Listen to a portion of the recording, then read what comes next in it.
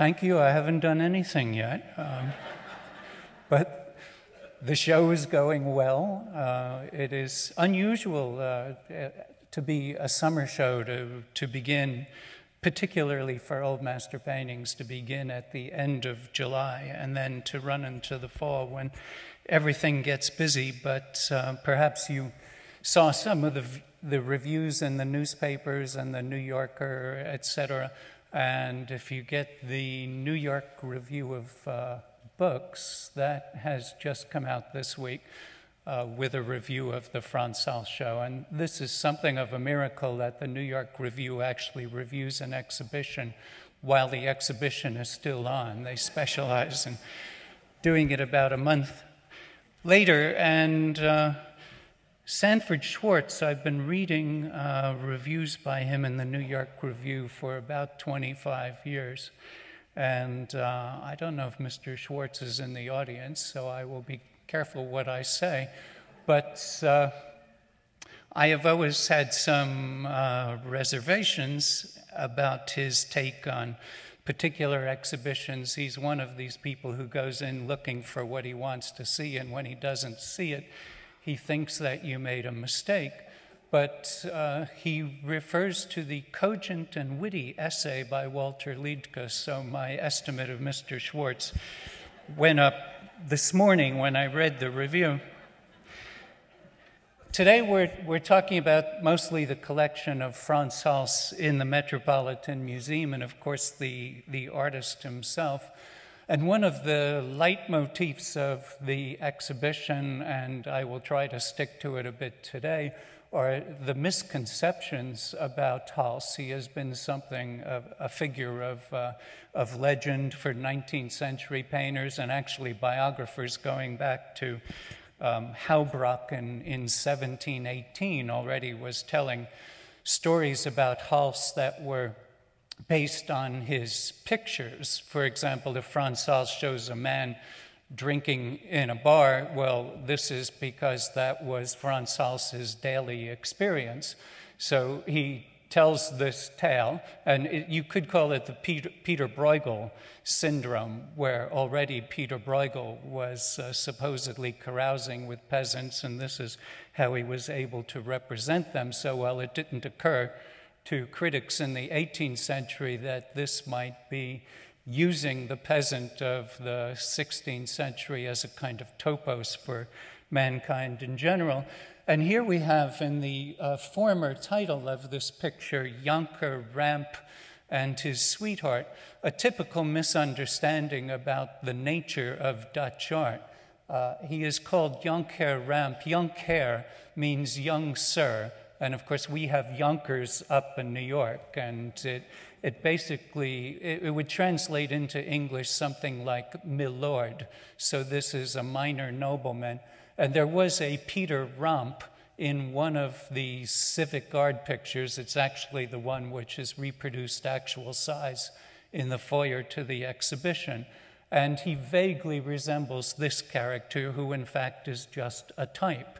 This is social comedy or satire, and Frans Hals, although he was such a gifted portraitist, generally used types in his genre paintings, his imaginary scenes of everyday life, to make topical comments.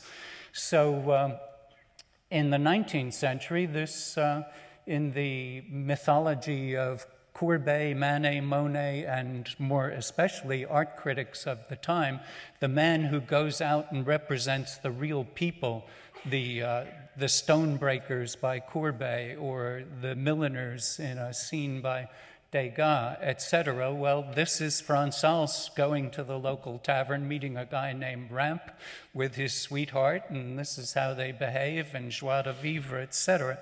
Well, the aesthetic just doesn't work for the 17th century, as we will see. I wanted firstly to compare our collection. We will get back to the poster boy of the exhibition, which we now describe as simply a young man and woman in an inn. We will get back to that. But I was pleased to discover, surprised too, when I was organizing this exhibition, which incidentally just began with the request that I write a bulletin about Frans Hals, an essay on a part of the collection which was particularly strong, and this was only a year ago. And I said, well, very nice, but, wouldn't it be rather easy to do an interesting exhibition at the same time if perhaps we have a suitable space for it? And a quick search proved that we had the best of all spaces at the top of the stairs with the wonderful daylight that comes into those galleries. And I should say also that half our paintings by Frans Hals are usually not on view for reasons of Rembrandt, largely. Our 21 Rembrandts need a lot of elbow room, so it's not a question of which Halses we can put out, but which Rembrandts do you take down to do that. And I was pleasantly surprised to see that this is actually the second best collection of Frans Hals paintings in the world. We have 11. That doesn't sound like a lot, but in a search through Berlin, Munich, London, Paris, etc., all the usual suspects of strongholds of Dutch art, they had basically half what we do. This is not patting ourselves on the back, but the history of taste, basically from the 1880s to the 1920s in America, where reflecting the enthusiasm of French painters and therefore critics and collectors in Paris from the 1860s onward, Frans Hals became a darling of modern painters like Manet, Monet, Courbet, our own Sargent, Whistler, William Merritt Chase, etc., and therefore the Met has a great collection. The 11 Frans Hals paintings we have, and 2 that used to be thought by him but are contemporary followers or imitators' works, were all in the building by 1926. So this is very much a late 19th, 20th century development. The primary collection of Frans Hals in the world, of course, is in the Frans Hals Museum in Haarlem. And they have one very small portrait purchased several years ago of this scholar named Scriverius. This is on copper, painted in 1617, and it is very small because it was meant to be the model for an engraved portrait on a small sheet of paper, and that happened in the following year. And they have also in Haarlem this pair of wonderful but fairly conventional man and wife, Nicholas van der Meer and his wife Cornelia Vogt. This pair of pictures dated 1631, and it was a bequest of 1883. And between that time, 1883, and I'm not sure of the exact date, but around 2003, there were no acquisitions in the Municipal Museum of Haarlem, specifically of paintings by Frans Hals, because they already had 8 large group portraits by Hals, and this is one of them, previously known as the Company of St. George, 1627. We now know that it is really the Company of Calaver Men. Now, some nice English lady yesterday, Friday, in the show said, I speak English as my native language, and that says calaver, and that's spelled wrong. It's cavalry. Well, thank you, madam, but if you happen to consult an arms and armor specialist, a calaver was a modern improvement on the arquebusque. It's a kind of musket. So these are what we would call riflemen, I suppose, and the companies are frequently the crossbow men or the pikemen. Calaver men were, we would say, musketeers. And of course, Frans Hals was the model for many images of musketeers in the 17th century. There are 8 group portraits of this kind and one other kind, 5 civic guard pictures, local militias, 5 paintings of this type in the Frans Hals Museum, and 3 of charitable organizations. The governors of the St. Elizabeth Hospital in 1641, somewhat quiet picture, although you can see how Frans Hals tries to animate the composition. Obviously, the guy in front of the table is the most important figure, and he's just said something portentous so that the others all react. In the middle of meeting, he says he has to pee or something like that. So they're astonished by this breach of decorum, as you are. My wife has just buried her face in her hands in the audience, but what can you... I'm from New Jersey, I can't help it. And this famous late picture, many of you clearly are from New Jersey too, the women regents of the old men's home, which Frans Hals did at around the age of 82 in 1664. He had 2 years to live and worked right up to the end. And I'm sorry, I jumped over the male regents. Again, a case of legends. It has been said in the past, frequently in the 19th and even well into the 20th century, that this is where Frans Hals lived in his late years, in the old men's home, and that these men and women took care of him. And one of the legends is that he's getting even with these guys for his treatment in the house. For example, he shows this guy clearly somewhat drunken and sleepy.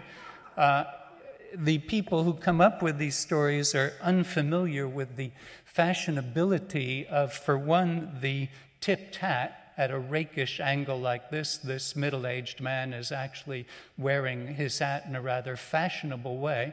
And the fact that serious demeanor of this kind, melancholy, was a common social pose in this era. Things that contemporaries would understand in a very different way were misunderstood frequently in the 19th century.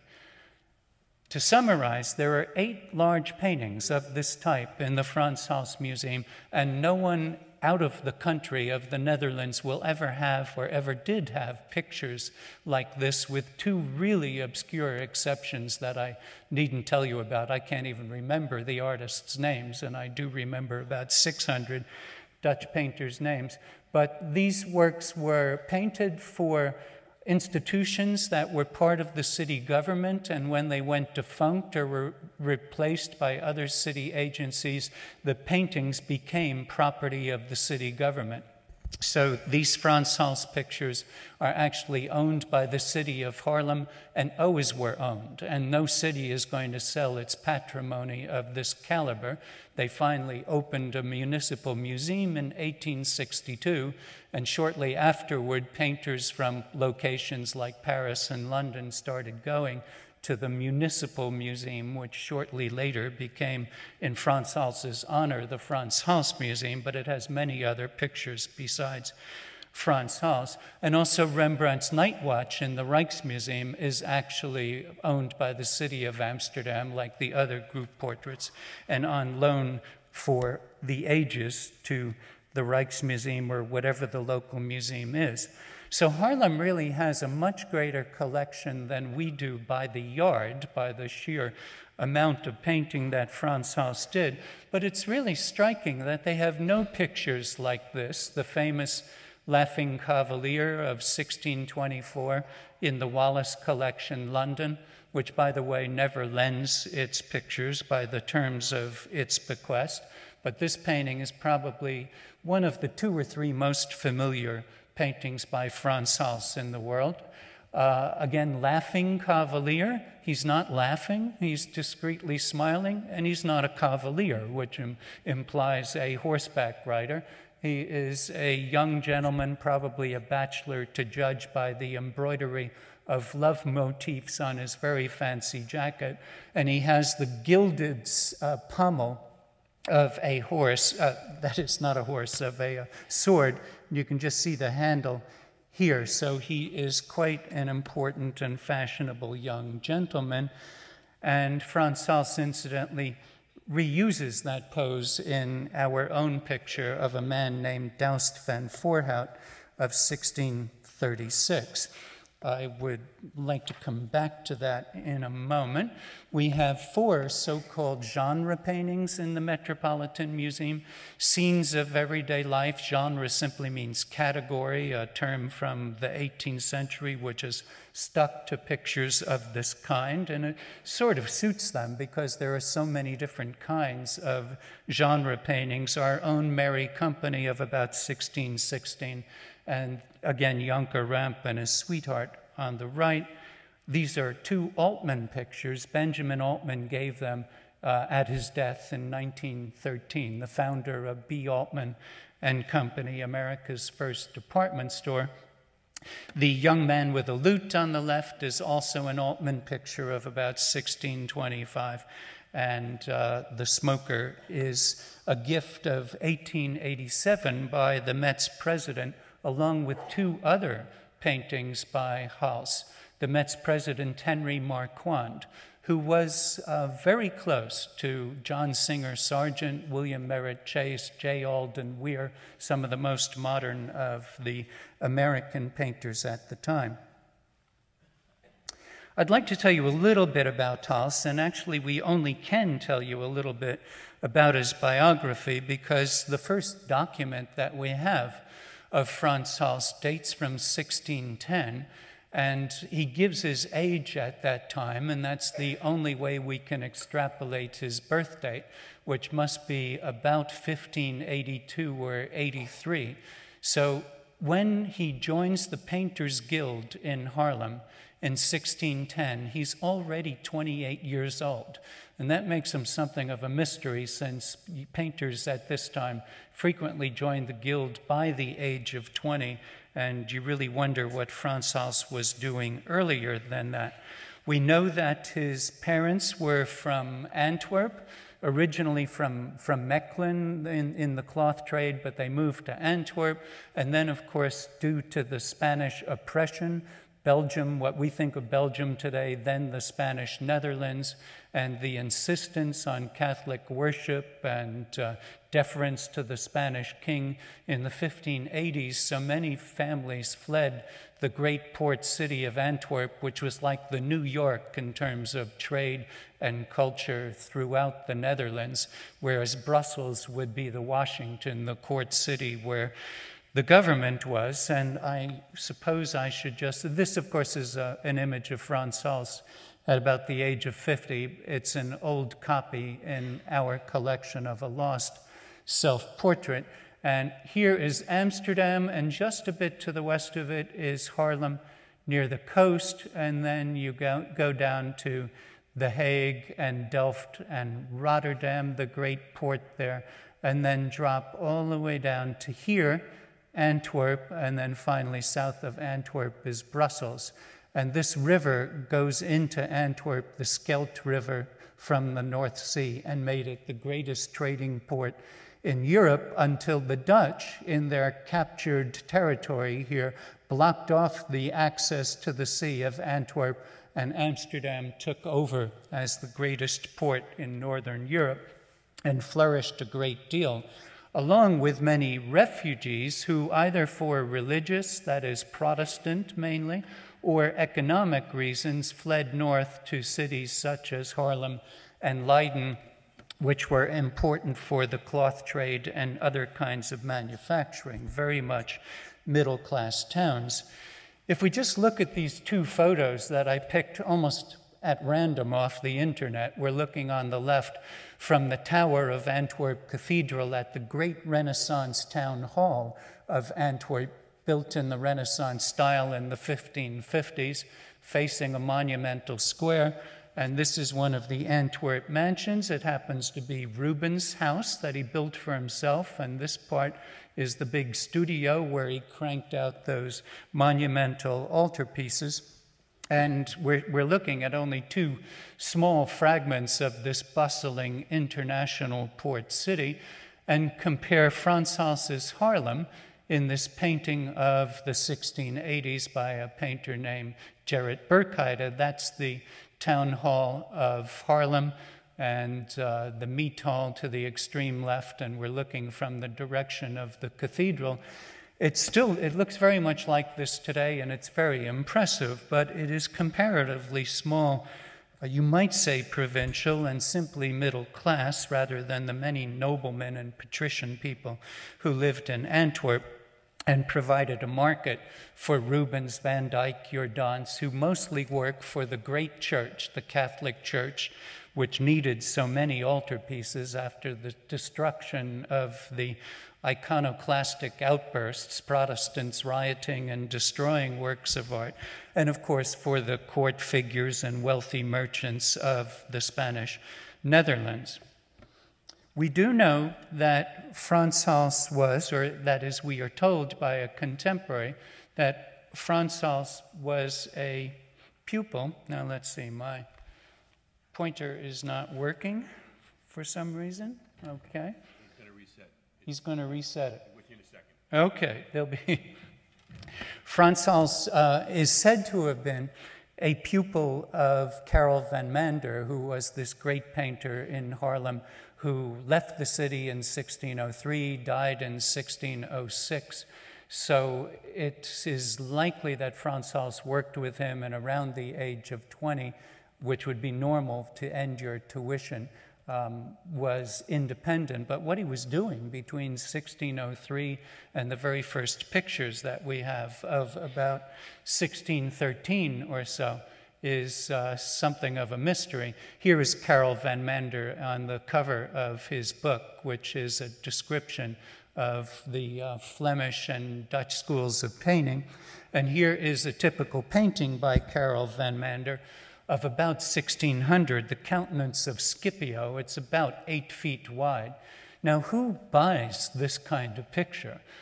Clearly someone who is fairly wealthy, who's interested in Roman history, fairly well read. You can see that it's quite decorative and exotic in its landscape and so on. This is really for a connoisseur of painting who has some disposable income. And Van Mander is very much an international figure, working in a Mannerist style and painting works of art as works of art per se. This is one of the most important but overlooked points about Dutch painting, and you could also say about Frans Hals, that many of his clients and many of the middle-class people who worked in Haarlem were new to the very idea of collecting. These middle-class merchants who had come up to Haarlem, perhaps from Antwerp. A man like Karel van Mander is working usually for families who inherited pictures, who were already in the world of fine art. And we know that, for example, he sold pictures to the Emperor Rudolf in Prague, who had agents going through the Netherlands. And if you look at two other artists who were working in Haarlem at this time, Goltzius, in this pen painting, as it's called in Philadelphia, on the right, of Venus, Bacchus, and Cupid. And this is in 1604, typical of Goltzius in that with black ink lines on canvas, he's actually imitating the style of engraving of these finely hatched lines with a bit of color. And all of this is inspired by drawings by the German Mannerist, rather Flemish Mannerist, who worked in Germany and in Prague for the Emperor Rudolf, Bartholomeus Spranger. This is one of his mythological drawings of the 1580s. And Karel van Mander brought a packet of drawings by Spranger, who started working in Antwerp but is really an international figure. And he became a model for this generation of Haarlem artists before Frans Hals. The third in the group, besides Van Mander himself and Goltzius, this is another Goltzius, later painting in a beginning of a Rubens style, Venus and Adonis of 1614. And then also in Haarlem is Cornelis van Haarlem, in this painting of 1593. It's a good 12 feet wide in the Frans Hals Museum. Peleus and Thetis, one of the mythological weddings that he liked to treat. Where do you stick a picture like this? In your bedroom, presumably. And you know, it's a kind of slightly erotic picture about a mythological marriage. You have to have been reading the classics to even understand the subject. And this is for fairly sophisticated private collectors who appreciate the highly stylized quality of these figures, the main figures here, and then all of these artful poses embracing the central figure group. I just want to remind you that we have a painting on loan by Cornelis van Haarlem, which is upstairs. And again, boys, the remote is not working. There it is. Okay, it is working. Have you seen this picture upstairs? This enormous bull, Hercules, and the bull Antaeus by Cornelis van Haarlem, which will be on loan to us for a couple of years. Quite a contrast to the early works of Frans Hals. These portraits of about 1613 in England, the one on the right in the Barber Institute in Birmingham, the one on the right in the collection at Chatsworth, the Duke of Devonshire. Portraits that are very engaging and immediate, but in terms of composition, really follow rather courtly formulas that had been in force for about 50 years. Here, for example, is precisely a 50-year gap between the Frans Hals portrait of about 1614 on the right, man with a skull, which is a sign that although he's immortalizing his features, he knows damn well that he's going to pass away, his physical form. It's a way of having your cake and eating it too. Here we're immortalizing myself, but I know perfectly well that I'm going to die and all things of the flesh will pass away and the spirit is what is important. You often get signs of time passing, and of course this is the moment of Shakespeare and Hamlet and so on.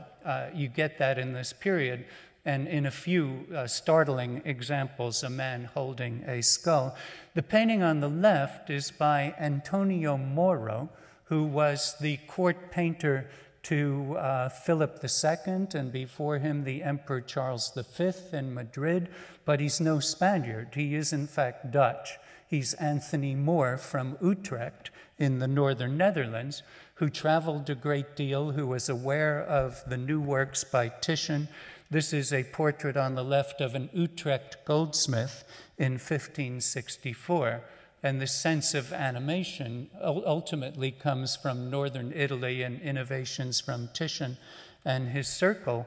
But you would say that in the case of the Dutch Republic, these 50-year-old ideas are still new in the early 17th century in the works of Frans Hals when he's just beginning. We could also compare Rubens in this portrait of Rubens and his wife of 1610, looking very casual in their garden in Antwerp. They are, in fact, there are certain social norms here of the way they hold hands. They intertwine almost like an emblem, the hands, and of course Rubens is seated a bit above his wife, and the honeysuckle bower behind them is a symbol of matrimony. So there are these clues to reading the picture, but still it looks all so natural, and Frans Hals is gradually catching up with these international ideas in the early 1600s. I wanted to briefly compare him here with Van Dyck on the right and the Frans Hals. They're about on a par in the teens, Van Dyck, of course, being a follower of Rubens. The first really modern portrait by Frans Hals, I think, is this one of a professional performer, a so-called rhetoriker or rhetorician called Peter van der Borch in 1616. And he's holding up a fish, and there's this inscription to the left which says, Wie begehrt, or who wants it, which means basically who's asking for it, to slap across the face with a fish. To offer someone a herring at this time was slang for whacking them with a sarcastic remark, a kind of put down. And this was his comic specialty. He was part of a theater group, so he is cast in the role that he performs in this amateur group of people who put on plays. And I think he is possibly the most likely customer for Our Merry Company of about that very year, 1616.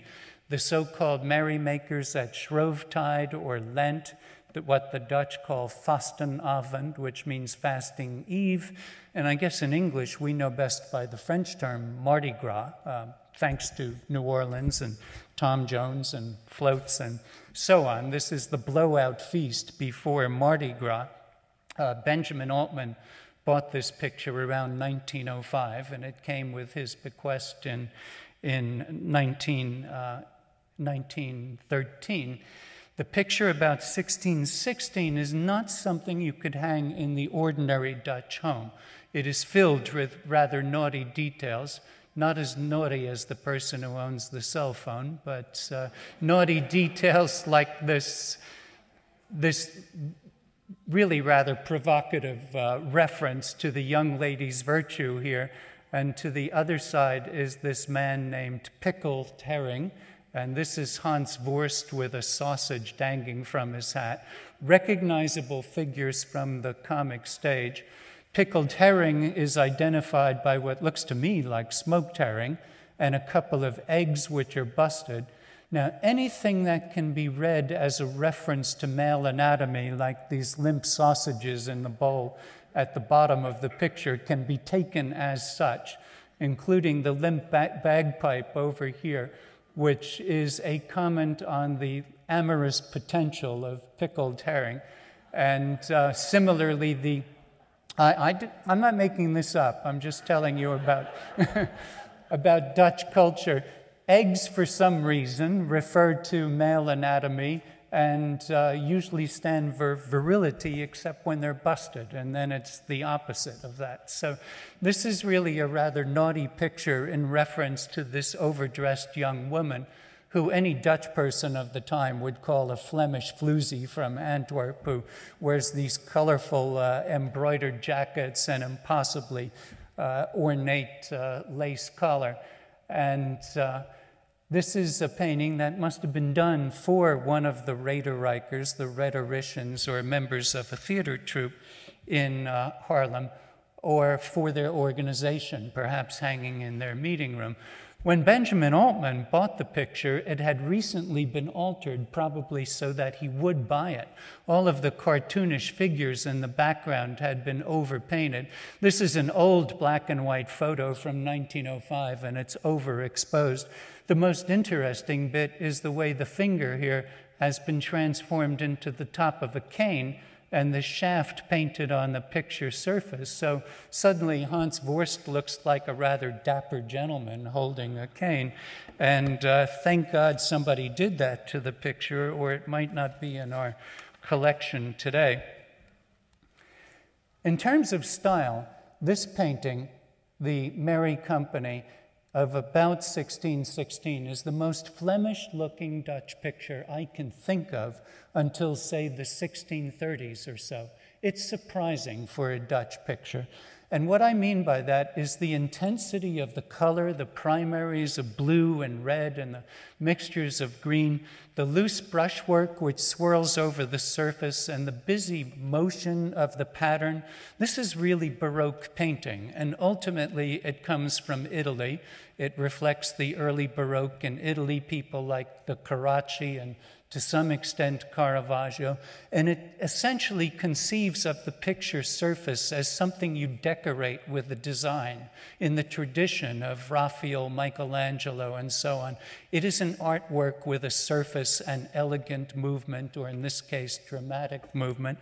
It doesn't have that window effect that we think of as Netherlandish from Van Eyck on to Peter Bruegel and many other artists. And it's very important to know, and I stress this in the exhibition, that Frans Hals goes to Antwerp around 1616, evidently just a study trip, and he's there for 3 months. And it is a magic moment to be in Antwerp with great new altarpieces by Rubens, who was one of the most successful painters in Rome, although he's Flemish, from 1600 to 1608. Then he goes back to his native Antwerp and brings the latest style from the capital of Western art to the northern Netherlands. And then Frans Hals goes and sees this stuff in 1616. This is a small painting in the Met's collection on the right by Rubens, the Holy Family with a dove and Saint Anne. And I'm just comparing the pattern of picture making, the color, the movement, the brushwork, the dynamism of this composition. And this is Rubens' follower, Jacob Jordaens, who we tend to call in America Jordaens. Jordaens, his first dated picture, also in the Met, 1616, precisely this moment, with shepherds gathered around Mary and the child, and there even was another head right in this neighborhood, and then painted out by Jordaens himself. So a similar composition to the one by Hals.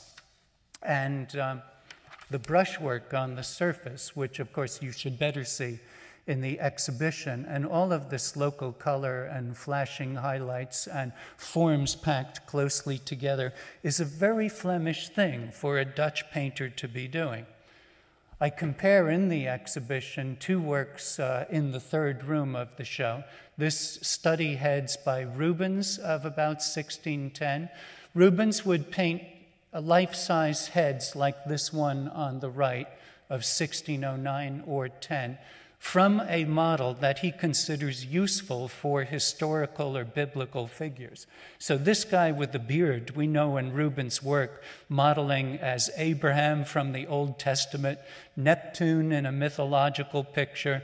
He gains a toga and a little fillet, the white ribbon in his hair, and he's engraved as Plato. And this picture would have been kept in Rubens' studio. And it must have fascinated Frans Hals to see such a vivid painting of a live model. It's not a portrait, but it certainly is a message for portraiture, what you could do to animate a picture. Similarly, in the show is this painting of an old man, also a study head for reuse in history pictures, including biblical paintings. This is by the teenaged Anthony van Dyck, around 1617, when Van Dyck was 18 years old.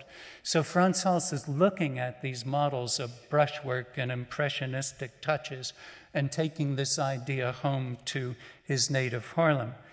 And yet what he does in his pictures seems so naturalistic. The painting on the right, for example, Janke Ramp and his sweetheart, the pose of it compared to the painting on the left is so early Baroque, this low view of a man reaching up heroically like this, the strong slant to the background of the space. These are ideas that Caravaggio and other Roman painters were using and that Rubens picked up. If you compare, now I'm doing something a little risky here, but look at the design on the left and the design on the right, the difference between surface and space of the focus of the composition or the lack of focus, and then look at this Mannerist painting by Cornelis van Haarlem in Haarlem in the 1580s, where it looks like something like a fish tank that's about 1 inch thick, where everyone is pressed against the surface, and there is this filigree of design of figures which is exceedingly clever and complicated. And then Rubens doing this heroic altarpiece in 1609 in Antwerp on the right side, and it is like a cinerama screen, a giant window through which you see a buildup of diagonal forms in this monumental period, and you really feel a sense of solid forms in space, and that is typical of the early Baroque. Frans Hals, in contrast to what Courbet, Manet, Monet seemed to think about him, didn't just walk out into the streets or into nature, use his eyes for the first time, and do something different. He very much learned how to construct pictures from Rubens and other painters. For example, this Risen Christ by Rubens of the early teens, where an angel plays the role of the prostitute in Frans Hals's picture, which is later, of course, about 1623. You see the compositional similarity between these two pictures, and it hardly matters that one is a serious biblical painting and the other is about a silly young man who's just picked up a girl in a tavern and is wasting his father's money with wine, women, and song. Very topical subject, but the style of it is distinctly early Baroque. And I just briefly compare his pose also to this great sculpture by Bernini in St. Peter's a little later, holding up a spear and looking up into the dome with the light of heaven pouring in. So he's got something a bit more serious on his mind than a girl and a glass of wine. For those of you who don't see the compositional similarity right away, I added the dog and an innkeeper over here to make it perfectly clear. And you can tell I'm a kind of recent convert to PowerPoint, so you can mess around with these things. Nonetheless, Frans Hals so naturalistic, it seems like a door has been flung open in a tavern and a young couple comes stumbling out at us, and I search through the internet for a couple in a doorway with wine glasses, and I have no idea if this makes a point or not. Similar ideas are applied to the group portraits. The early company of St. George of 1616, Frans Hals is trying to animate these compositions with new Baroque ideas.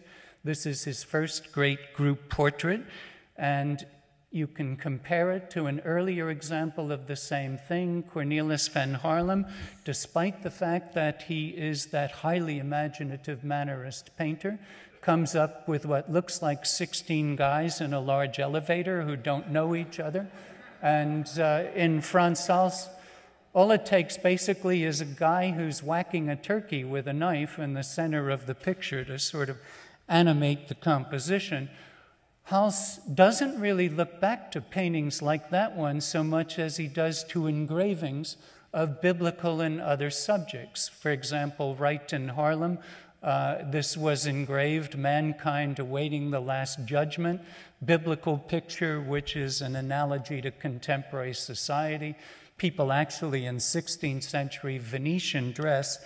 Frans Hals can look at an engraving like that for its composition, where you have this sort of semicircle or nearly full circle of figures around a table. Doesn't matter if they're nude or not, mankind before the flood, the ark, and that whole story. I doubt that they actually looked like this at the time, but these were sources that Frans Hals could use for a banquet scene and animate his composition. And we have in our own collection of about the same time this painting by Rubens, The Feast of Aeschylus, a mythology, Frans Hals looking at that kind of picture. And here we see a later work by Frans Hals comparing 1616 and the company of the Calaver men that you saw before, 1627. And here he's looking at works by Rubens, like this one of about 1615, this big X pattern making a dramatic encounter between the two protagonists of this history picture on a life scale, and learning that visual language. Representation of individuals is like the words you use to form a sentence. They're your vocabulary. What Frans Hals needed was the grammar, the structure to make a convincing and effective composition, and that's what he picks up in terms of style. You can see what he can do with a picture like this one. When you have these two figures, he can simply flip them into a new composition, reverse them, replace the drinking glass with a pipe and a slightly different girl, but basically the same types. Not an innkeeper, but a waitress in the background this time. These works are made up in the studio as topical comments on the state of Dutch society. This work, by the way, is on wood, and the way the brushwork behaves on that smooth panel is really quite remarkable. You should look at it in the exhibition. He borrows ideas from contemporary painters like Hantors, who went to Rome and studied Caravaggio in the various churches of Rome and different collections. Frans Hals picking up ideas from this Utrecht painter at around the same time. If you compare Caravaggio himself, the brushwork, the animation, the fluidity of light and atmosphere in Hals are really remarkable by comparison. And this comparison was actually made at the time. Critics, right after Caravaggio's death in 1610, started remarking that although he is the leader of the naturalistic school, his figures look frozen, no matter what movement is supposed to be in the picture. And one critic in Italy, Mancini, actually said the light of Caravaggio looks frozen, a kind of what we would call flash effect on a dark stage. And it was the buzz of the studios that brushwork was the solution to that problem. If you want to convey a sense of flowing light, atmosphere, etc., motion in a figure, loosen the contours. We see it here in the French painting we recently bought at the Met by Valentin, another artist who went to Italy and knew the works of Caravaggio. It's amazing the way the sleeve is highlighted here, for example. It's an international idea in the studios that Frans Hals probably heard about before he actually saw good examples of this kind of effect. Similarly, he picks up ideas of composition that go all the way back to the Renaissance. Dutch painters, in effect, never really had a Renaissance, and one of the marvelous things of this middle-class culture in the 1600s is that artists look back to the previous 200 years. Rembrandt is looking at Mantegna, as well as Michelangelo, as well as the latest thing by Rubens, and similarly with Frans Hals, something like this pose, which today we call the Renaissance elbow, to convey authority and casualness at the same time. Frans Hals is recycling here at a gap of well over a century and reusing in different pictures, here a gap of a dozen years. And it's really striking to compare its use by Van Dyck in a portrait of almost the same time as Frans Hals, with Van Dyck, who paints international courtiers of great importance. You really feel the Renaissance source. It's aloof, his figures are attenuated and so graceful, and you have a feeling that the man is striking a learned pose, the way he should model for the painter. In Frans Hals, it is so convincingly naturalistic. You don't feel that anymore. It just seems to live and breathe. And part of it is the atmosphere of Haarlem, the fact that naturalistic landscape painters like Van Goyen are painting these atmospheric effects. There's a great emphasis on direct observation. It's not a source for Frans Hals's work, but it is part of the air he breathes. The reason the Met has a great collection of Frans Hals are the next few painters I will show you. The example of the Parisian and to some extent English art market, and the great enthusiasm of Manet, Monet, etc. for Frans Hals, and their influence on great collectors in America like the Havemeyers, who were great patrons of the Metropolitan Museum, and of course the people best known for bringing Impressionism to America. Here is on the left Manet, The Good Glass of Beer, 1873, compared to a Hals. The painting in Berlin by Frans Hals of this mad woman with an owl, in this case a symbol of folly, not wisdom, and its copy by Courbet in 1869, the year that he went to the Frans Hals Museum, made the trip north, as did Manet and Monet in the following 2 years. Here are copies, oil sketch, and 2 drawings by John Singer Sargent, our own impressionist in a sense, or master of brushwork. This drawing, of course, from this figure, this one after this figure here, and this oil sketch by Sargent after this, made in Haarlem itself. We have in the exhibition this photo of 1895, big blow-up of it, of William Merritt Chase, best known as a landscape painter, but also a portraitist, works like this, and a full-size copy of the old women of the, that is the women regents of the old men's home in Haarlem, including also a Velázquez, couple of them here.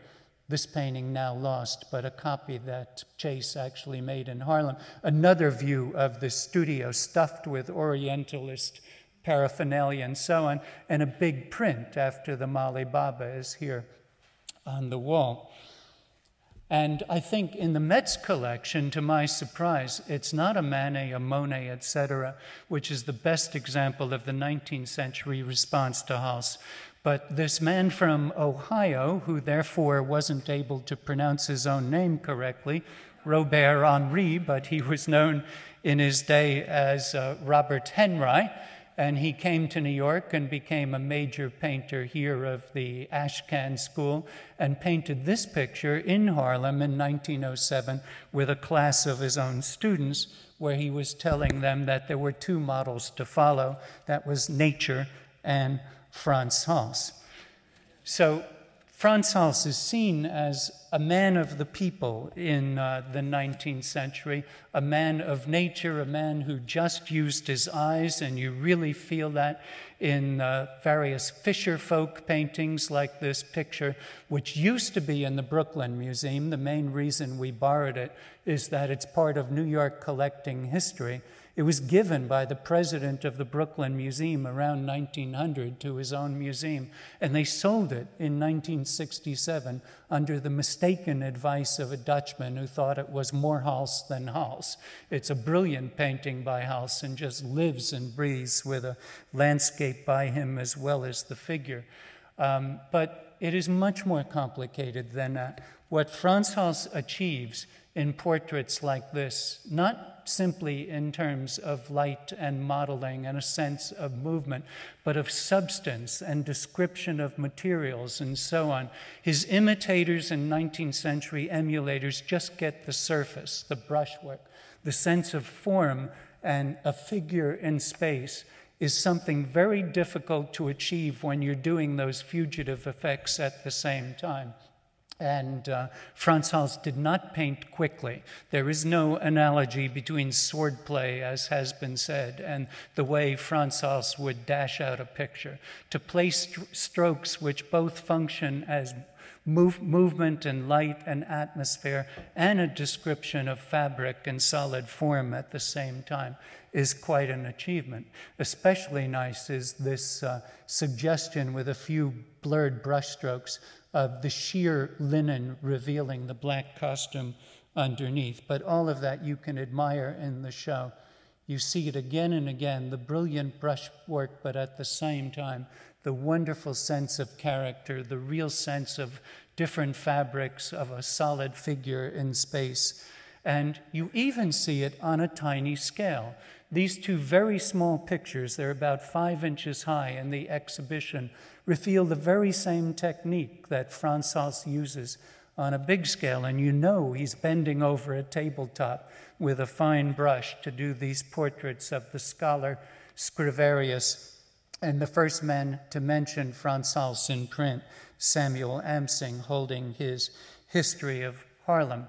You can see the difference at the end of the exhibition where we compare a photo of Frans Hals's original of this figure with a contemporary imitation, the sense of form in the face, for example. You could do a bust in clay of this face. You could give this very painterly ruff to a seamstress and she could make it up. I don't think you could really do that with this part of the costume. There were two pupils of Hals, Judith Leister and Adrian Brouwer, who really, I think, were the most sophisticated in adopting his technique to observation, and he was a great teacher. We don't have time for that part of the story, but there were about 12, and we show a few pupils of Hals in the exhibition. So finally, how do we rank this guy who used to be on the stairs of the Rijksmuseum? You would go up and it would say Hals, Rembrandt, Vermeer. You tourist upstairs, those are the three guys you want to see.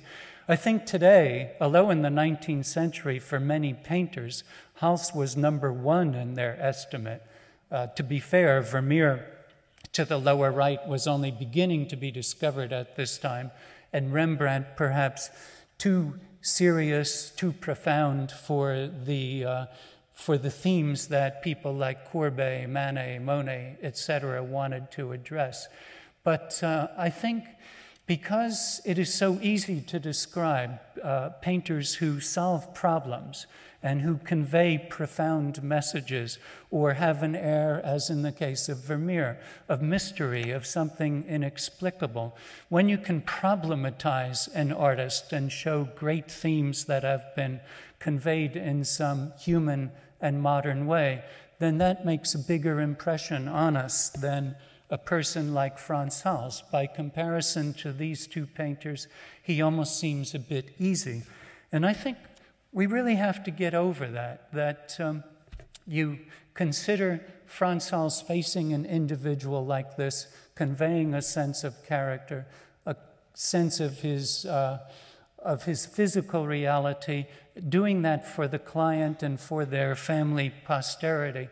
It's really something to kind of go back, look again at his pictures, and think about our values and his values and how we still share them. Thank you.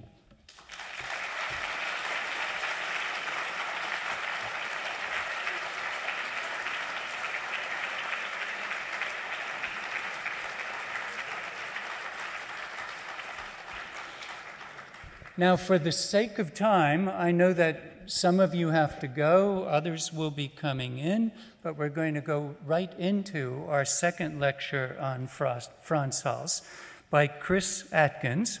And he was educated at Rutgers University, all 3 degrees, BA, MA, and PhD. Studied, however, also at Leiden University, went to Amsterdam University to study for 1 summer. He is now a professor of history of art at Queens College and the Graduate Center of the City University of New York from 2007 onward. He's also taught at Northwestern University and spent several years, 4 years, in the Museum of Fine Arts, Boston.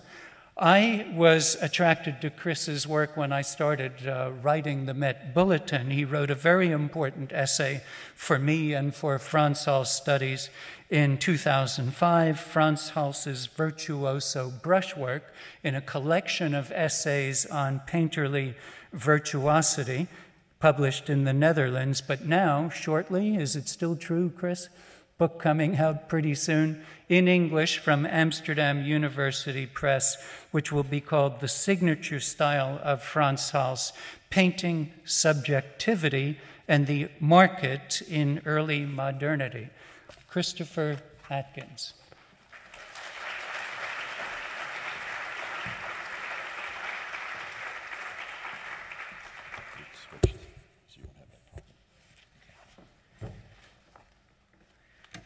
Thank you for that. Excuse me. First of all, let me apologize for my voice. I'm battling a little congestion at the moment. Thank you for that very kind introduction, Walter. It is truly an honor to be here this afternoon. And ladies and gentlemen, good afternoon to you. One of my favorite pictures by any artist is Frans Hals's portrait of Klaas van der Hout here in the Met. Looking at it, I am confronted by the image of a robust Dutch burgher, with arm akimbo, vigorously thrust toward the picture plane, hat cocked to the point that it is about to fall off, intensely direct gaze, and puffed out belly. He seems brimming with confidence and vitality. Indeed, his face is flushed with color and his eyes hone in on those who gaze upon him. From these elements and others, I can imagine the real Van der Hout who posed for the picture. At the same time, alongside this palpable presence, I am struck by an overriding sense of technical brilliance in the execution. I marvel at graceful touches of the brush, short jabs at the elbow, broad sweeps at the contours of the shoulder, daubed highlights at the cheek and nose. I am enthralled by the play of light across the gray satin communicated by clearly discernible strokes of unblended paint. Many of these strokes read, even at some distance, as just that, brushstrokes. As such, this image is characteristic of Hals's distinctive approach to painting. In many ways, I think of Hals's aesthetic as painterly. By that I mean Hals utilized his materials in a way that attempted to maximize the particular characteristics and possibilities of paint. For Hals, this most often meant working in unmodulated tones applied with broad, bravura sweeps of the brush. As the example of Van Verhout begins to suggest, Hals's manner operated on multiple levels. Two of the most important of these are the creation of the appearance of vitality through implied movement, and the second, self-conscious proclamations of calligraphic mastery. More so, as a mid-career painting, Van Verhout hints at how Hals may have initially developed his signature style first to animate, and later showcase his almost unparalleled ability in wielding a brush. This afternoon, I will explore both of these threads within Hals's aesthetic and within his career. Let's look at some more pictures, though. The pendants of Stephanus Gerards and Isabella Koymans, both from around 1650 and 52, these are two separate paintings meant to hang together, introduce how Hals employed temporal signs to craft extremely lively figures. Cocking his head to his right, Gerard stands casually with his left arm akimbo. His left hand dangles a glove as he extends his right hand across his body towards the portrait of his wife that originally hung immediately to his left. With her body torqued at the neck and shoulders, Koymans turns slightly to offer her husband the rose that rests across the barely closed fingers of her right hand. The two figures reach out to each other, unifying the canvases and creating a play across the space that separates them. Like the gap between the hands of God and Adam in Michelangelo's Sistine Chapel fresco, the tension between the outstretched limbs captures the act of reaching, simultaneously suggesting the prior extension and subsequent meeting of their hands. Hals staged a transitory moment through each figure's facial expression. Mirroring their gestures, they turn their heads and lock their eyes on one another. Koymans has turned up the corners of her mouth into a smile, forcing her rouged cheeks close to her glimmering eyes. Though more reserved, a slight grin breaks across Gerard's face as he gazes lovingly at his companion. The dramatic lighting illuminates the connection between the couple and partially cloaks the exterior fringe of the two paintings. As a result of these features, viewers seem to encounter a fleeting moment. And in many ways, these two portraits constitute the culmination of Hals's distinctive approaches. They were created towards the end of his career. Hals's visualization of transitoriness derives from his early occupation with genre painting and group portraiture. In his earliest genre picture, which we've heard so much about already, the Shrovetide Revelers, Hals depicted a raucous crowd celebrating a last chance at frivolity before Lent. The central male figure, a Peckel Herring, beams at the viewer as he crowds the young maiden in front of him. She too takes an active stance, gesturing either to give her male companion pause or to keep time to the music. As she looks away at some other element of the merriment that encircles them. Though not as brightly painted, fellow celebrants fan out from the comically mismatched pair of the older man and younger woman. Each of the fringe figures wields a toothy grin, an open-mouthed howl, or a sly smirk to indicate their amusement. Hals imbued his group portraits with an innovative animated temporality similar to that in his genre paintings. In his first group portrait, here the banquet of the officers of the St. George Civic Guard from about 1616 bustles with activity. At least 3 different conversations seem to be taking place around the table. 2 figures gingerly hold their beverages as if having just taken a sip. In the center of the composition, the man on the far side daintily grasps the roast just before slicing himself a portion. To the right, an officer has doffed his hat, while the standard bearer gazes out towards the viewer. The movement of glances in multiple directions across the painting's surface accentuates the sense of vitality by decentralizing the viewer's focus. Although the bustle was carefully choreographed, the resulting image initially strikes the modern viewer as being as unstaged as a photographic snapshot. Hals revised local tradition by centering subgroups around a specific activity, such as carving meat or serving drinks. What has not been fully appreciated is that by providing an active focus for his figural subgroups, Hals introduced a sense of transitoriness that increased the naturalism of his group portraits. Hals presents viewers with the impression not only of the representation of a feast, but also of a single instant during that feast. Hals heightened the level of animation further by activating his sitter's expressions. Not only did Hals vary mouth positions, but he also pictured the push and pull of flesh across the underlying cheekbones as a result of the movements of facial muscles. The ruddy pinks that flush the cheeks with color further breathe life into the subjects. Similarly, Hals articulated his figure's interactions through expressive eyes and eyebrows.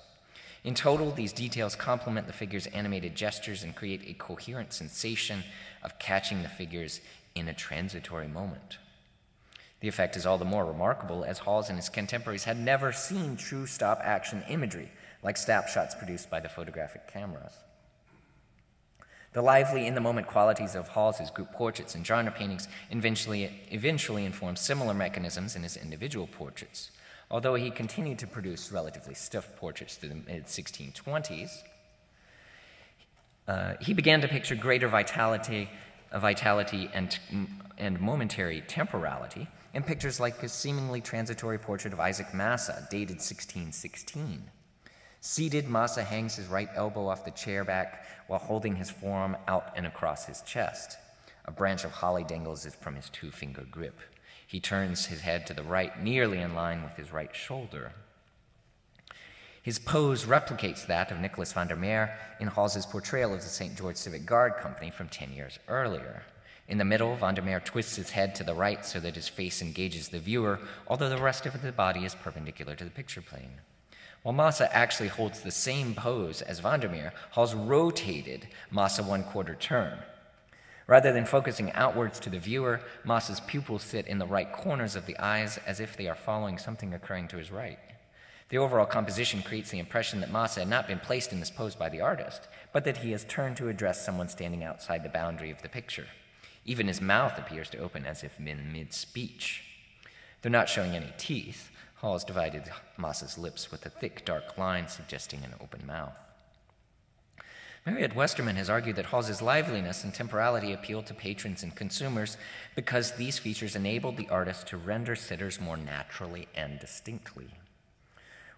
Westerman focused on Hals's genre-like portraits, such as The Laughing Cavalier, but her argument holds for his more conventional portraits as well. In contrast to conceptions of the self as unflinchingly stable, as was so in the preceding centuries, she cited several sources that indicate an emerging understanding of it, the self, as being in constant flux. For example, Johann de Bruyn the Younger wrote after Montaigne, the famous French essayist, that, quote, "We are never properly what we are or will be. Each step changes us into a very different nature." Westerman linked de Bruyn's sentiments to Aristotelian rhetoric, where successful arguments were believed to be made with energia, visual vigor, and enargia, distinctness. In the schema, the most natural, and therefore best, portraits could be believed to be those that captured the distinctness of the sitter's identity and character through a lively, energized representation. The rhetoric of liveliness in 17th century Holland could have informed the appreciation of the paintings by Hals, even if, as Westerman rightly suggests, artists did not consider their works in these terms. In other words, I'm not saying that Hals was really thinking about Aristotelian rhetoric. Numerous sources indicate, in less rhetorical language, that there was a long-standing awareness among early modern artists of the interrelationships between movement, vitality, and distinctness. The Florentine sculptor and architect Alberti was perhaps the first to articulate such thinking when he wrote, "The body is said to live when it has certain voluntary movements. Therefore, the painter wishing to express life in things will make every part in motion." Hals's teacher, Karel van Mander, who was steeped in Italian art theory, advocated a similar practice of conveying identity and character through a figure's movement. In his didactic poem, De Courant, which precedes his Lives of Northern European Artists, van Mander suggested how to differentiate figural types through represented movement and bearing. For van Mander, as for all Renaissance art theorists versed in the rhetoric of decorum, diverse types of individuals carried themselves differently. Age, profession, and even character could be read from one's movement. Van Mander related pictorial individuality to a figure's distinctive activity. Though Alberti and van Mander both addressed figural representation generally, others like Bernini spoke similarly about portraiture.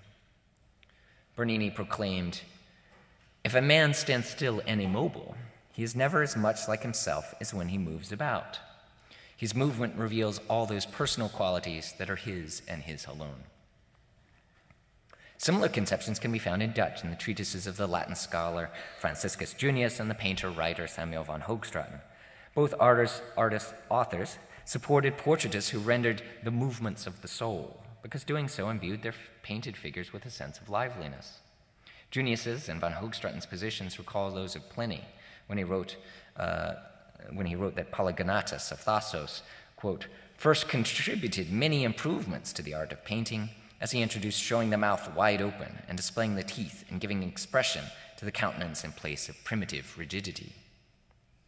As Anne Adams has noted, psychological movement, like physical activity, cannot be maintained constantly, so that it implies a degree of temporality.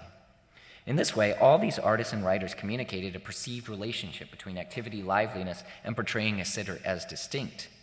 Furthermore, each seems to have concurred that the distinctness of the individual, which of course is the fundamental concern of portraiture, can be relayed best in the representation of the figure at one particular moment. In light of these wide-ranging sources, including that of his own teacher, it seems highly likely that Hals would have been aware of this perception of the distinctive moment, even if his visualization of the concept was highly innovative. Now, contrary to long-standing assumptions, many of which Walter has combated earlier, technical examinations have unequivocally proven that Hals did not dash off his paintings spontaneously or instantaneously. Right, this is one of the great myths that has been around since the late 19th century. In works such as Malababa, one can see from seemingly smeared passages of flesh tones like that is at her jawline and those cascading down her nose that Hals works the uppermost surface of his canvas wet in wet, meaning not letting all the passages dry together. From such examples, it has been believed that he crafted the entirety of the paintings in a single sitting in a flurry of inspiration. Paint samples, however, reveal that even the most dashingly painted works were executed in a series of layers. For example, this sample from the fluid coat of Klaas Dast van Verhout, the image with which I began, shows clearly defined layers that could result only from applying paint atop an already dried stratum of paint. If Hals had not let the underlying layers dry, the samples would have shown the colors to be less rigidly differentiated. Right? We have a very sharp, harsh line indicating at least 3 layers of paint, and that each layer must have been dried before the succeeding layer was put upon. That's really important. Likewise, one can see Hals's use of dried layers in the right sleeve of the Jolly Toper. Here, trickles of paint solvent have washed away the yellowish surface to reveal a darker umber layer beneath. Although Hals, like most other artists in the 17th century, employed far fewer layers than did painters in the 15th and 16th centuries, he could not have quickly dashed off an individual work, since oil-based paints take several days to dry, depending on the properties of the mixture. Instead, each of the paintings resulted from a multi-staged process. Hals began each work by applying a uniform coat of paint across a primed support. This ground layer served as the tonal foundation for the entire work. Generally light, Hals's grounds range from white to yellowish ochre to light grays to reddish browns. Applying other colors over this type of base created more complex shades and tones that would a solid white ground. As Van Gogh noted with unbridled admiration, quote, Frans Hals had no less than 27 blacks. One can imagine Van Gogh making such a proclamation in reference to the mosaic of blacks in Paulus Verschuur's garments. Rather than mixing his paints differently to achieve this effect, Hals applied thin layers of lamp black over the ground in various undertones so that he indeed could create the appearance of multiple blacks. For example, its cross-section of a paint sample taken from the man in a slouch hat, now in Kassel, shows that Hals applied deep lamp black over a double ground of ruddy red and cool gray to craft the depth of color in the figure's garment. While undertones built from the base layers could be used to create a dazzling array of shades, the ground also unified the entire work by providing a common foundation from which all the colors derived.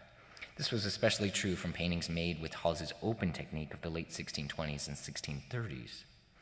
Like several painters in Haarlem, Hals did not entirely cover the ground with his paint, but instead left portions exposed, applying lighter and darker shades of the same color, only in passages. In youth with the flute, for example, Hals used a bluish-gray ground that he barely washed over with light browns in the background. While informing all parts of the picture, the ground also peeks through thinly brushed passages at the white cuff of the youth's sleeve and at his hairline. Through this exposure, and by applying the same shade atop the white at the inside corner of the flautist's left eye, Hals was able to unify the tonalities of the picture. The variety of colors used for the grounds, even for works close in date, indicates sensitivity to the impact of this initial stage on the final appearances of his works. While technical examination of his paintings indicate a time-consuming process, Hals developed a method for presenting his sitters as if they appear to have been deftly captured in a fleeting moment.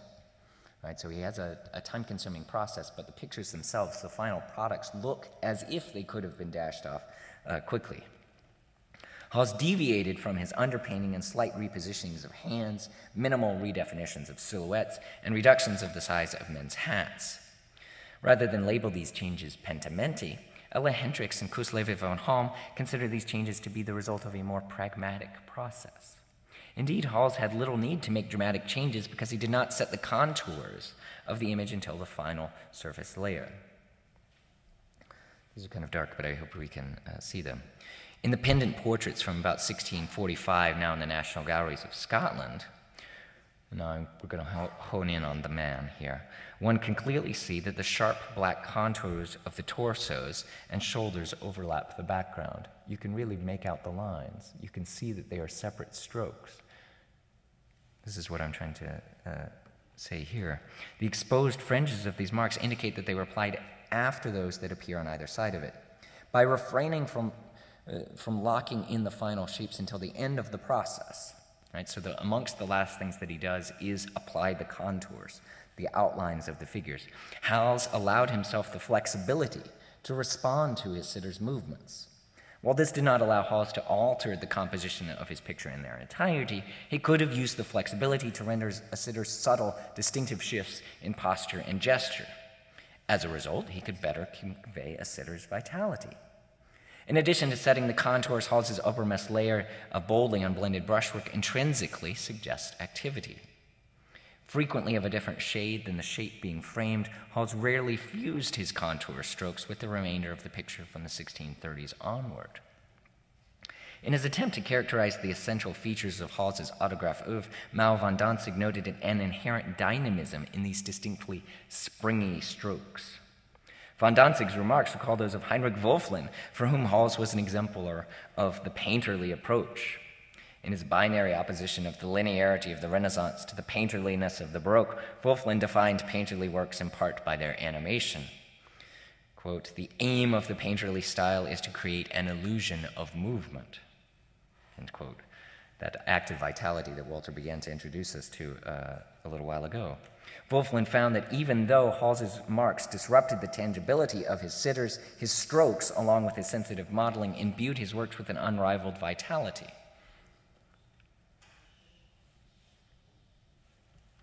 My crazy slide for the afternoon. Two psychologists, Sarah Friedman and Marguerite Stevenson, provide a model for understanding Van Dantzig's and Wölfflin's responses. What they did was they came up with this drawing and they circulated it amongst a sample of respondents, surveyed their responses, and found that the majority of those surveyed understood the detached circles framing the drawn dog's tail and the dashed marks along the animal's limbs as indications of movement, as we would anyone who's associated or ever seen a Sunday morning cartoon. But of course, these features do not occur in nature. They are abstractions. Friedman and Stevenson also found that angular and curved lines convey a strong sense of movement, as did blurred contours. One can see a similar phenomenon in the brushwork of paintings, such as Hals's Jolly Toper. Here, Hals's clearly discernible strokes are far from regular, undulating in thickness and often curving to shape a rounded form. At the figure's right shoulder, a flurry of short jabs extend beyond the figure's cloth jerkin to form a fractured, almost blurred silhouette. On his right sleeve, Hals employed dark umber slashes that in tone are not to be found elsewhere in the sandy-colored garment so that they appear as distinct lines. In each of these ways, Hals's bold brushworks operate as pictorial metaphors for movement. of the very same kind that Friedman and Stevenson postulated. While animating his pictures, Hals's brushwork also forged a degree of indistinctness that somewhat paradoxically enhanced the likenesses of the sitters. The loose passages that enhance animation lack precise delineation. In many ways, the strokes suggest rather than demarcate forms. Aside from Hals's early single-figure portraits, none of his later paintings possess extended passages of articulated detail or sharp silhouette. Sir Joshua Reynolds, the great 18th century painter, said in relation to portraiture, indistinct rendering allowed viewers to complete the image through mental projection. Let me quote Reynolds for a moment. Reynolds said, "The likeness of a portrait, as I have formerly observed, consists more in preserving the general effect of the countenance than in the most minute finishing of the features or any of the particular parts. It is presupposed that in this indeterminate manner there is the general effect, enough to remind the spectator of the original. The imagination supplies the rest, and perhaps more satisfactory to himself, if not more exactly, than the artist with all his care could possibly have done." For Reynolds, lack of definition provided viewers with a basic schema that recalled the memories of the sitter. If the artist did not provide too many details, viewers could perceive a more complete likeness than the sum of information given them. In this way, Hals's methods, especially his flurried brushwork, served to craft not only a lively image, but also a convincing likeness, even if they eschewed particularizing details. Now I want to shift into the second portion, move from animation into mastery. In his early career, Hals developed broad, unblended brushwork along with lively postures and gestures, primarily to animate and give stronger presence to his sitters. Over the course of his career, Hals increasingly loosened his brushwork. His portraits of Paulus Verschuur, which we can see upstairs, from 1647, for example, with the unmodulated strokes of white at the sitter's waist, the flurried description of the gray gloves, and a hazily rendered collar, is far rougher in handling and finish than our earlier efforts, such as the 1625 portrait of Jacob Petersen Olicon. In comparison to Vincent Lawrence van de Venne from about 1655 to 60, however, Verschuur appears tight and reserved. With barely blended brushwork, Hals summarily rendered van de Venne's jacket and juxtaposed sharply distinct tones in the face. While Hals has selectively exposed his handling in Verschuur, nearly every touch can be read independently in the later portrait. By the mid-1640s, however, Hals divorced his bold strokes from their initial purpose. Hals's ultimate paintings, the regents and regentesses, cumbersome word, of the old men's almhouse in Haarlem illustrate the point. Here nothing suggests movement.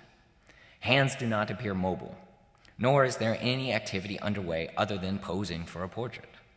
Yet the brushwork is eminently apparent. For example, the white sleeves of the figure seated at bottom right of the regents read as near chaotic scratchings and scribbles, even from some distance. The strokes that cut dark ravines down the man's left leg stand apart and cannot be mistaken for anything other than the evidence of the artist's touch. In this way, the former sign of movement has become an independent mark to be appreciated in its own right. That Hals would eventually employ these lively touches on otherwise static subjects signals a significant shift in motivation and meaning. To try to understand this shift from the active, let us turn to written descriptions of Hals and his paintings issued in the artist's own lifetime. As I hope to demonstrate, these sources indicate the centrality of painting for his initial audiences and make clear that his contemporaries perceived virtuosity to be communicated by his painterly manner, not just activity. The earliest written reactions to Hals's paintings are sparse yet informative. Samuel Ompsing, who Hals had masterfully portrayed a few years later, as can be seen in the exhibition, offered the first impression when he briefly remarked in 1628, "How dashingly Frans paints people from life." In his 1648 book-length praise of Haarlem, Theodor Scavelius elaborated slightly, "Nor can I let this pass in mute silence. Frans and Dirk Hals, brothers of whom the one, Frans, excels almost everyone with his superb and uncommon manner of painting which is uniquely his. His paintings are imbued with such force and vitality that he seems to surpass nature herself with his brush.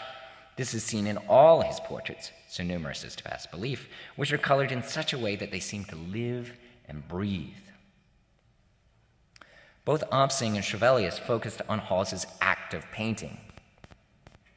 Indeed, Trevelyan used active verbs that credit Hals as the source of the naturalistic effects. Hals colors his paintings in a way that enhances the vitality. He imbues his paintings with the sense of life.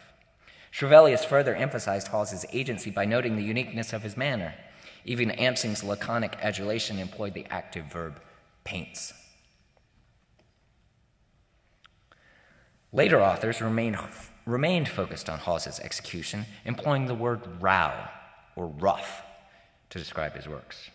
Cornelius de Bie characterizes Hals's portraits in his discussion of Philips Wouwerman as follows.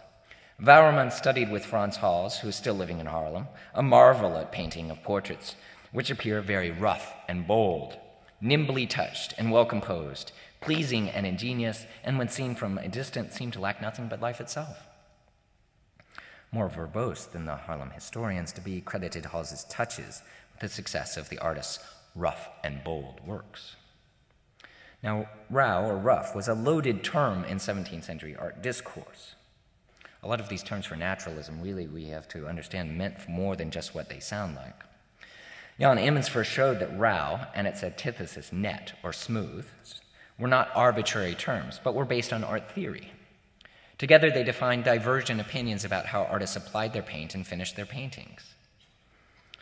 As with all attempts to unpack the language of Dutch art literature and theory, one must begin with the writings of Karel van Mander. Van Mander, with whom Hals studied, as we've noted several times, wrote of rauw and net, quote, "Herewith, apprentices, I have placed before you two perfect manners, to which you may now guide your path according to your bent. But I should still advise you to begin by applying yourselves to the neat manner."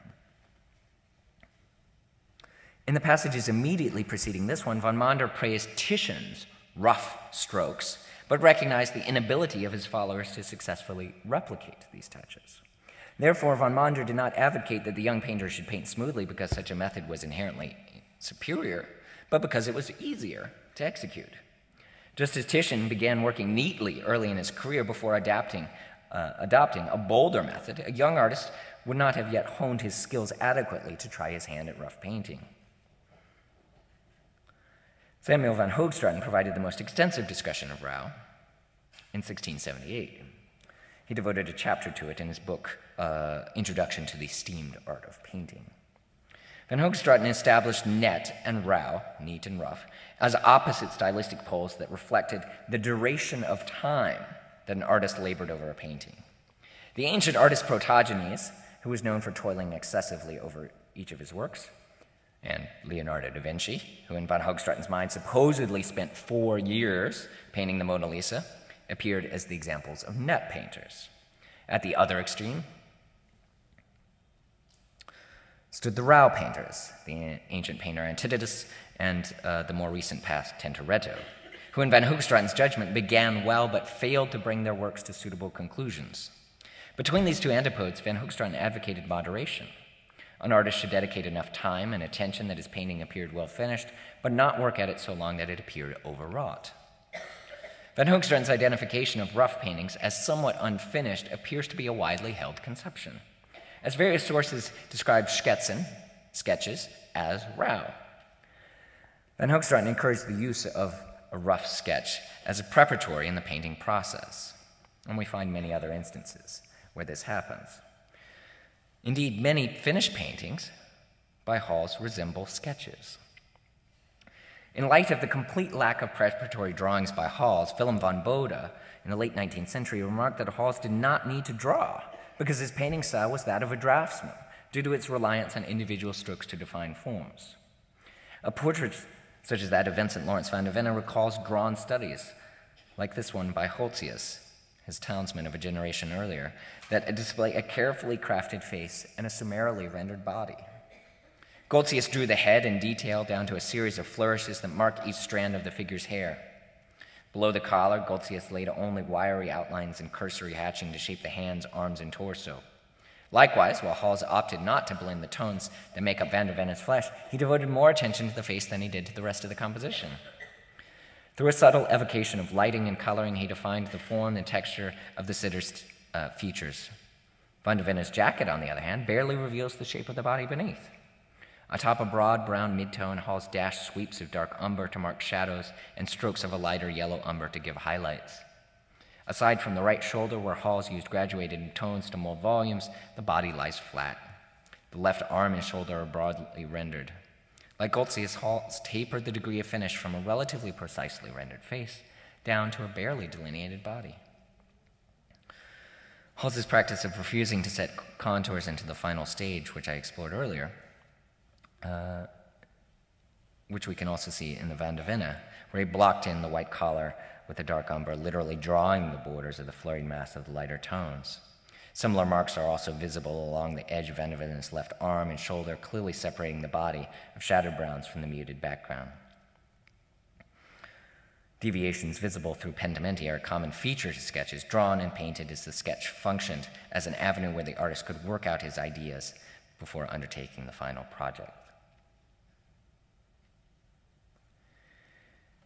The ultimate presentation of Hals as a virtuoso artist appears in Arnold Houbraken's Life of the Artist, which I show you the title page and then the image of the portrait of Hals there on your right.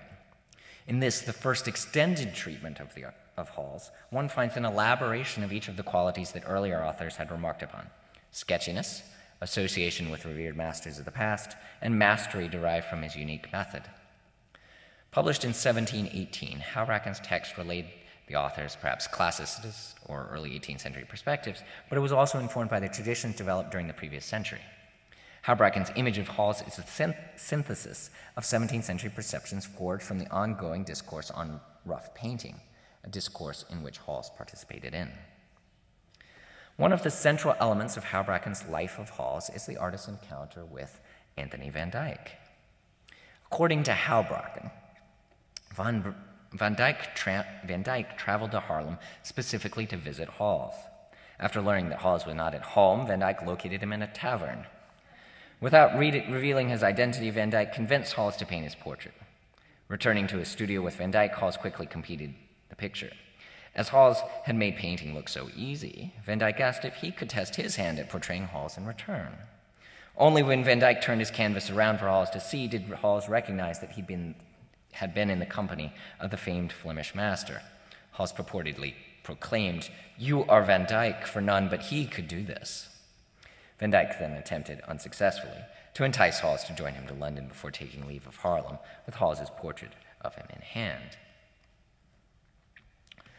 Despite the detailed account and the plausibility that the two artists could have met, Houbraken's narrative of their meeting is a fiction, based on a classical prototype.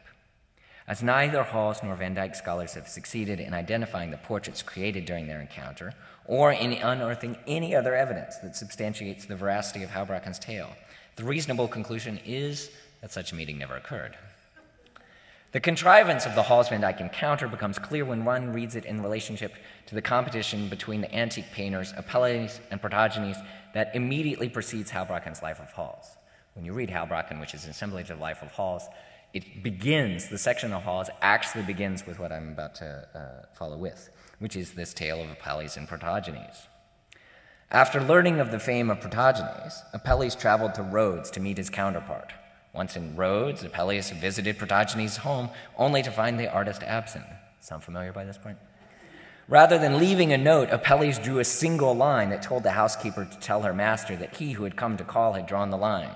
Upon hearing this message, Protogenes responded by making an even more elegant line to leave for the mysterious visitor in case he should be out when his guest returned.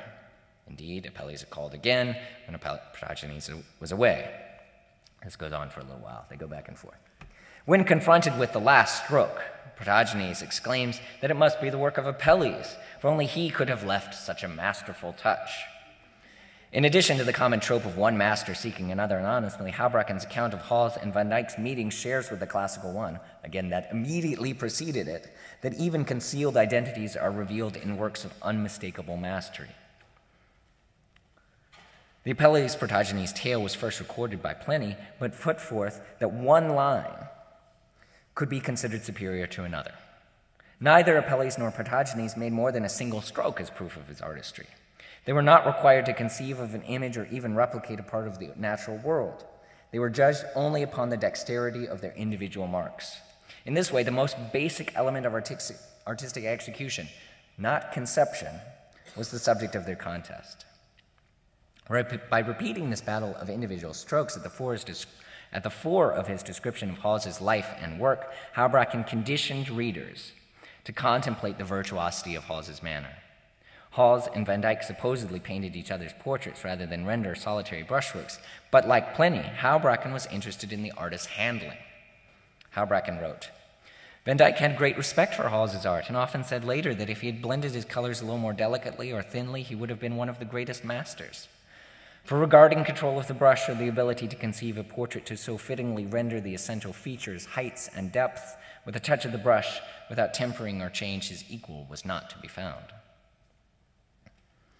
Houbraken certainly considered the Fleming to be a superior artist for blending his colors more completely, but through the voice of the fictional Van Dyck, he lavished considerable praise upon Hals's brushwork.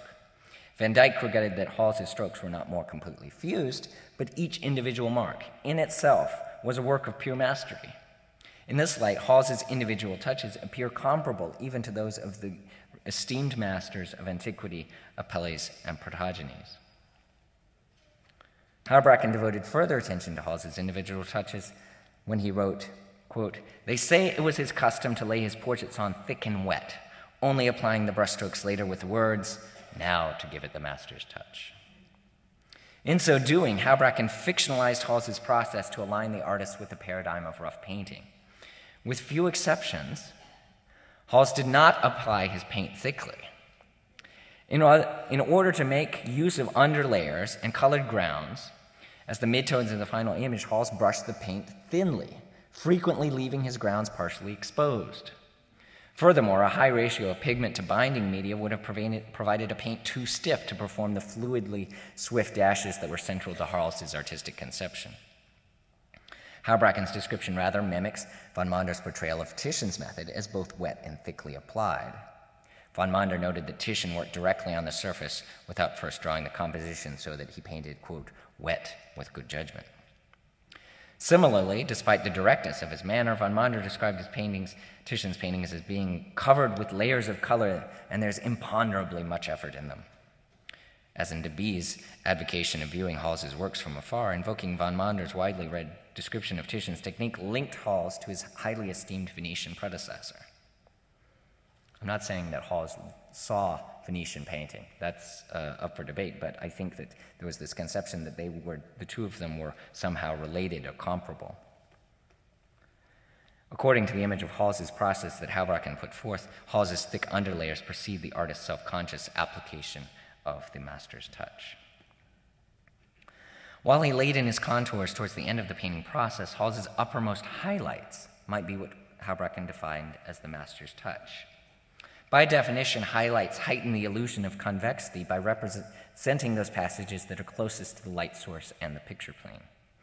An examination of areas of overlapping paint indicates a general progression from background to foreground, features in Hals's paintings as were common for other painters in the period, so that the highlights must have been amongst the latest additions. In paintings like Portrait of a Seated Man Holding a Branch, now in Ottawa, we can see how Hals applied dabs of light tints across flesh and garment tones so that the image flickers with vitality. The sharp diagonals running down from the corner of the left eye, the crescent stroke on the forehead carving the bulge of the eye socket, and the trickle down the bridge of the nose are all highlights added to the last stages because the boundaries of these marks rest cleanly without having been smudged from a subsequent application. Each defines the play of light, momentarily capturing the shimmer that breathes life into the sitter's appearance. The same can be said for the series of strokes on the man's sleeve that Hals pushed and smeared to give the garment a lively crinkle, or the splotch at the wrist that catches the sheen of the skin. Each of these touches stands alone, unblended, and distinct. The direction of the stroke, as well as how sharply the brush was lifted from the surface, affects the character of the highlight. When executed properly and with skill, this type of touch adds panache to the completed surface, distinguishing it from more mundane representations. As such, the highlights had to have been executed in a single flourish, without mistake. Any hesitation or misstep would be impossible to cover, as any attempt to brush out the stroke would leave a more static gradation of color that was anathema to Hals's endeavors. For these reasons, these marks were incredibly difficult to execute. By labeling Hals's ultimate interventions master's touches, Houbraken and Byerly acknowledged the difficulty of these passages. An excerpt from Pierre Lebrun's so-called Brussels manuscript from the period more clearly elucidates the 17th century appreciation for technically challenging elements. Lebrun wrote, "Outlines, gestures, symmetry, proportions, expressions, and character give renown to the brush and are the principal points to be aimed at. The inner part is easily done, but the outline, the finishing touches, and the roundings off of the different objects are difficult." Lebrun explicitly established that the features with which Hals finished his paintings were the most challenging components to complete successfully. His statement also reveals that these elements, among others, could shape a positive reputation for the artist, who can execute such touches with aplomb. With its emphasis on Hals's exemplary method, Houbraken's Life of Hals is a tale of virtuosity. By introducing his account with the encounter between Apologies and Protogenes, Houbraken focused the reader's attention on the artfulness of individual strokes. He further emphasized this feature by constructing an artistic competition in which the great Van Dyck expressed his esteem for the handling of his counterpart from Haarlem. Finally, Houbraken linked Hals's manner to the revered tradition of rough painting by describing it as thick and wet before labeling Hals's final marks as master touches. Through the combination of these devices, Houbraken consistently considered not only the skill of Hals's method, but also how his paintings inherently displayed that skill. Though it is the most extensive of the early accounts of Hals's works, the tropes that Houbraken applied had all been connected to Hals by earlier authors. In this way, Houbraken's views were indebted to previous writers, but they can also be considered indicative of the high regard for Hals's paintings that existed prior to the publication of Houbraken's text. During Hals's lifetime, writers were almost systematically drawn to the skill with which he rendered his subjects and the manner that exhibited that talent. In total, their statements explicitly convey the contemporary conception of Hals's paintings as works of mastery. In describing Hals's method, Houbraken did not simply write that Hals finished his paintings with masterful touches, but instead stated that when adding the last touches, Hals himself proclaimed, "Now to give it the master's touch." In the process, Houbraken presented an image of Hals as an artist who was aware of his virtuosity and the location of it in his final touches. Furthermore, Houbraken's comment suggests that Hals consciously attempted to craft virtuoso works by crowning them with his distinctive marks. As I have tried to suggest, Houbraken took considerable license in writing his Life of the Haarlem master, so it is imprudent to trust the veracity of this image. At the same time, however, Houbraken's account prompts the reader to consider whether Hals was aware of the valuations that deemed his technique to be particularly accomplished, and what role, if any, Hals may have played in shaping or encouraging that perception. It is difficult to ascertain whether Hals was aware of the positive valuations of rough painting prevalent in the 17th century. Scholars have long considered Hals to have been generally unaware of theoretical arguments current in his day. Hals left no known treatise, letter, or any other text that can be scoured for direct insight into his views and interests. Nevertheless, learning his trade in Haarlem in the first decades of the 17th century, as Walter so cogently laid forth, Hals surely must have been familiar with the conceptions of art and artistry espoused by fellow townsmen, von Mander, Holtzius, Cornelius von Haarlem, as well as, I agree, those artists working in Antwerp in the early 16 teens and after.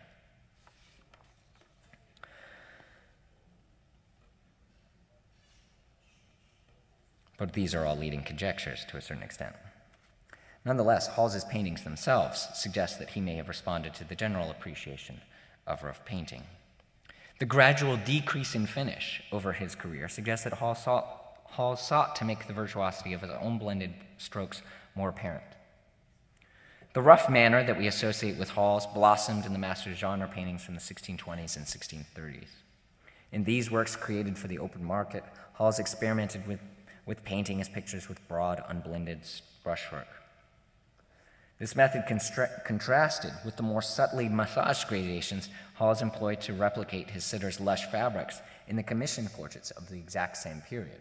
So he was working initially in two different types of subjects in two very different types of painting. Hals discontinued this differentiation of styles in the early 1630s when he began to introduce the rough manner of his genre paintings into his portraits. By the mid-1630s, Hals had ceased painting genre imagery entirely to focus on portraiture, most of which he shaped from progressively more unmistakably bold brushwork. By increasingly exposing individual strokes, it became easier to see how perfectly Hals placed his brush. As a result, it was more readily apparent how masterful the execution was. Accentuating the mastery of his handling emphasized Hals's role as creator of the virtuoso marks. All of the early written responses to Hals focused on the artist's method. More specifically, writers from De Bie to Houbraken designated Hals's process as rough because the sketchy appearance of his paintings that seemingly lacked finish recalled both preparatory works and the practices of revered artists like Titian, who were known to have worked in relatively direct manners. These assorted contemplations of Hals's method necessarily reference not only the act of creation, but also the creator. Put differently, viewers must have appreciated the architect of the marks when lauding individual strokes. As Hals's decreased finish and frequently limited palette made the virtuosity of these flourishes more apparent, so too must have Hals's masterful abilities as a painter been thrust forward. By emphasizing his signature roughness, perhaps Hals even encouraged viewers to read his agency in executing these virtuoso touches. It is worth considering whether Hals sought to advance this perception that he was a virtuoso painter through self-consciously unblended brushwork. So let's return from whence we began. Since the 17th century, viewers have remained entranced by the virtuosity of Hals's creations. Fueled by the vivacious strokes that deftly evoke the subject's appearance, audiences continue to contemplate Hals's brilliance. Contemporary responses have surely been affected by the visible brushwork of artists like Edward Manet and Vincent van Gogh and the other 19th and early 20th century figures we saw earlier, as well as, of course, the modern notion of art for art's sake. Yet the urge to focus on Hals's bold strokes and to contemplate the master's method is neither an entirely modern nor post-romantic phenomenon. Long before then, 17th century writers and sitters valued Hals's unique method for its revelation of his incomparable mastery. In this light, perhaps it was not the painterly trends of the 19th and 20th centuries that conditioned this type of response to Hals's work, but it was, as Houbraken suggested, Hals himself who encouraged us all to consider the artfulness of his master's touch. Thank you.